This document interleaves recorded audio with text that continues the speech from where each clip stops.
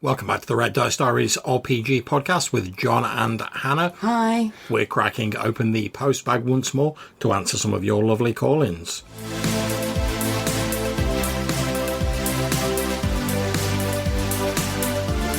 And our first call-in is from Ray Otis of the excellent Plundergrounds podcast. Take it away, Ray. Hi, John. This is Ray. I got so excited by your last episode. I thought, how in the world am I going to call in and say everything I want to say without my head exploding? So I will do my best to keep it brief. Hey, Ray, I'm glad you enjoyed the episode. Thank you very much for calling in. I'm looking forward to hearing what you've got to say on the subject. You were asking specifically about world building and in the context of possibly starting an Old School Essentials campaign. I'm running one now, as I think you probably know. And we did a lot of world building, both at the beginning of that campaign and during it. So I have some thoughts. First of all, I think it's important in the first session to allow yourself like a session zero if you're going to do some world building and to not try to rush it too much. And to, first of all, just decide what is already determined by the rule set you're using. So even though there may not be a fictional world already set, there may be some things set about the fictional world from the rule set, such as the commonality of spells. And if you look at OSE and you look at how spells work and how spell books work, there is a little bit of setting material in there in that. Well, give an example. When you find another spellcaster's spell book, you actually can't read it. It's every spellcaster's writing is their own form of magic, arcane writing, which is kind of cool. And so if you want that to be part of the setting or kind of need that to be part of the setting because of the system, you should foreground that up front and say, okay, here's some things that we already know, granted by the system. Yeah, I think you're absolutely right, Ray. I'm a big fan of the session zero, but we both are, aren't we, really? Yeah. And it's good to get things established. I think you also make a very interesting point about implied settings, even in a system like Old School Essentials, where there's not a hard baked-in session to it, because it's a BX clone. There's certain implied things like spells and such like, and how you learn spells and various other bits and pieces that sort of imply things about the setting, even though they're just built into the rules. So I think that's a very cool suggestion and certainly something I'll bear in mind.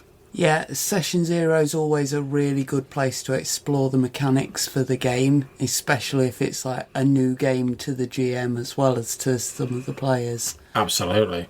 Second, if you have some things in the system that you don't want in your setting, it's important to say that up front too. Like if you don't want halflings in your setting, or if you want all halflings to be ratlings instead, it's important to get that up front with your players. And then I go through a list of questions. This is the kind of stuff that you would probably decide on your own if you were doing the setting on your own. But I'll go through a list of questions. A couple examples: city, dungeon, wilderness, or a combo of the three. What do you want? Are people interested in a city-focused campaign with a little bit of other? Do you want a dungeon crawl? Do you want kind of everything all together? Do you want to do a wild, a continent-spanning wilderness adventure? How ubiquitous is magic? Easy for you to say. Gunpowder. Will there be gunpowder in the session? Things like that. I asked people for inspirational works, like what kind of books would you like to have the feel of drawn into, or particular elements of drawn into this setting? And we sort of work on those things together, and you'd be surprised how quickly things build from there. Yeah, I think you're absolutely right. Again, Ray, you've hit the nail on the head. I mean, I keep trying to hammer home this point that it's always worth having a frank, open discussion with your players about these things, whether it's a session zero or a more informal discussion. I definitely think it's worth doing because how you want to make sure that everyone gets a game they enjoy. I mean, the OSE game I'm thinking about doing is going to be a sort of black powder sort of colonial vibe. But within that, there's still a lot of scope for folding in ideas for the players. So I think it's definitely worth doing that. Finally, I think it's really important with Old School Essentials, because of how lightweight the rules are, to allow opportunities for world building within each session. For me, that's like a key point of each every couple hour session that I run. I usually try to find something in there where we can world build. The last time we actually did 2 moments like that. One of them is with that we built this bar called the Rusty Scupper that was on the waterfront, and it was tilted so that half of it at high tide would have water over the floor, and they had a seat called the Crow's Nest with like rigging around it. There's a half-work bartender possibly half orc. We don't know. But he looks a little orcish, who has a liberal pour because he's almost blind, and he puts his finger over the lip of the drink when he pours alcohol and waits till he feels it touch him. So those kind of things are like really cool. And then they got jumped by a gang. And they were just thugs, and I let them make up the gang name, and we talked about they're the Rippers, and they make this, finger crossing the throat right before they attack, and just dumb stuff like that. And that really, the players love that, right? They love to get the chance to kind of weigh in on the world, and you can do it and still be relatively immersive in most of the game. And yeah, I guess maybe that's all I have to say about that. I probably could have unpacked all of that into a longer messages, but I think I've already left you 3. So good luck, and can't wait to hear about it. Thanks again, Ray. Some great suggestions there, and I'll be certainly trying to take all of that under advisement when and if I start up for my OSE game. It's still in the very, very early planning stages at the moment, because I'm waiting for one of my current campaigns to wrap up, which should be happening soon.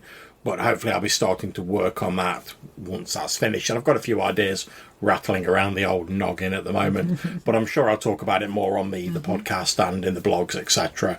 once I've got more of a handle on that. I'm planning to go back through my OSE rules and sort of revise them a bit. And like you say, thanks to your advice, pick out a few of these sort of implied setting bits and pieces and think about how I can work them in, as well as sound out a few of them with my players. So thank you very much for that advice, Ray. Great stuff. And our next call is off Rob Davis, aka theSwamper. So let's see what Rob's got to say. Hi, John and Hannah. I just listened to the podcast, your on voicemails. I just want to make a quick point that somebody else brought up, and I wholeheartedly agree with, that it really helps. It really is a good thing that your podcast has the 2 voices and the back and forth, and like you guys were saying, it's a really good thing. A one-person podcast is fine if you're doing sort of instructional, but when it's opinion, it's a great back and forth. So, enjoying the podcast more and more. Please keep going. Thanks. Bye. Thanks ever so much, Rob. Really glad you're enjoying the podcast.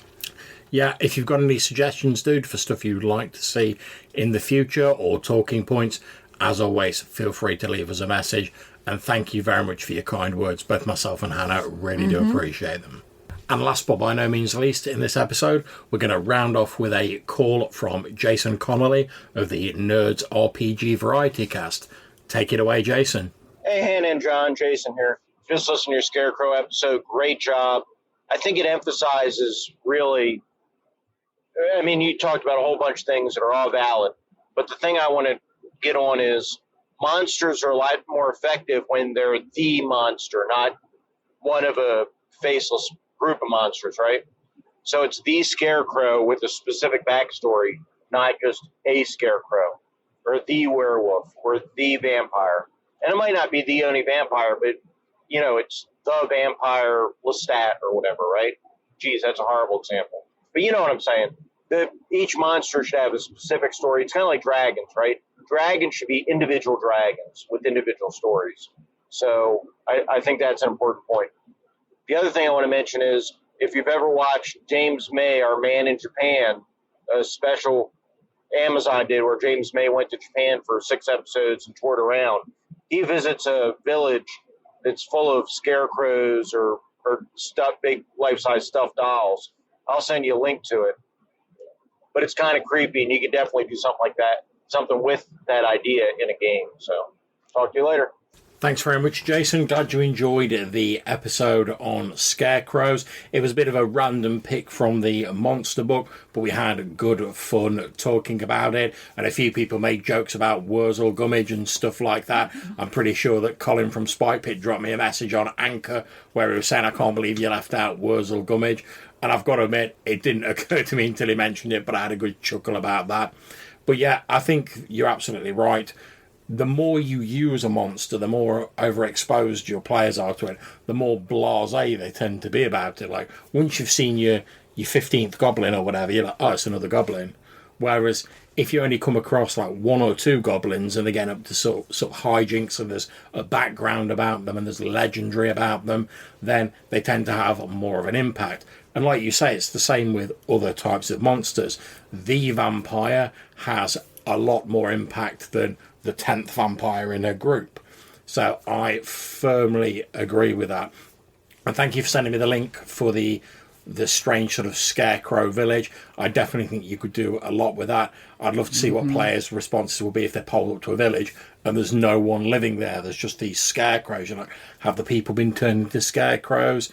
Is this some sort of strange shrine? Has some curse befallen people? You could certainly get a lot of mileage out of that idea. So thank you very much.